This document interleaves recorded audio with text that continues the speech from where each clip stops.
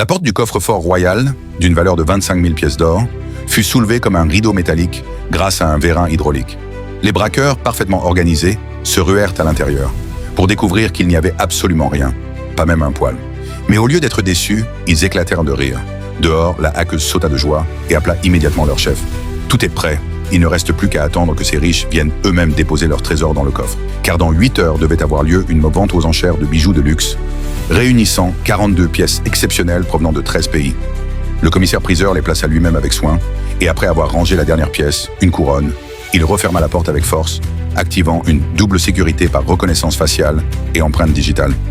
Ce niveau de sécurité est tel qu'il faut au moins 1 heure pour l'ouvrir, même avec la clé. Mais ce que personne ne savait, c'est que le braqueur avait déjà prévu une sortie de secours. Ils enfilèrent des mains de combinaison spéciales anti-poussière et des gants, de manière à éviter toute trace d'empreinte. Même une miette de peau morte ou un cheveu serait piégé à l'intérieur de la tenue et ne risquerait pas de tomber sur les lieux. Après une désinfection minutieuse, l'opération démarra. La hackeuse appuya sur un bouton, remplaçant les images en direct du coffre par un enregistrement vidéo. Le complice Listo activa un chariot télécommandé, déplaçant un mur en béton creusé à l'avance. Un par un, les braqueurs empruntèrent ce passage secret jusqu'au couloir derrière le coffre. Puis ils utilisèrent à nouveau le vérin pour soulever la porte, créant une ouverture suffisante pour y pénétrer. Cette fois, le coffre était plein à craquer. Des 42 pièces d'exception destinées à la vente. Pendant que le commissaire-priseur était encore occupé à signer des papiers, ignorant tout de ce qui se tramait, le chef du gang insista sur un point.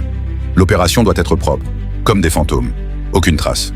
Les braqueurs commencèrent méthodiquement à transporter les bijoux, les classant selon leur numéro de catalogue pour s'assurer qu'aucune pièce ne soit oubliée. Chaque bijou valait plusieurs millions. Il leur fallut à peine 10 minutes pour vider entièrement le coffre. Mais voler les bijoux n'était que la partie facile.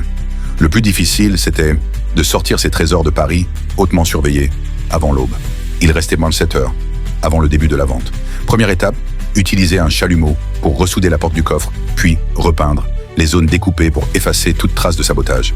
Ensuite, passer l'aspirateur pour nettoyer toute trace de terre dans le couloir. Une fois propre, ils réinstallèrent le mur de béton à sa place et le refermèrent complètement. Puis ils rebouchèrent le passage souterrain avec des briques et du ciment, remettant chaque élément à sa place.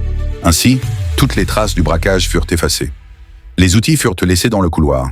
Peut-être que des siècles plus tard, leurs descendants les retrouveraient et découvriraient cette légende du vol parfait.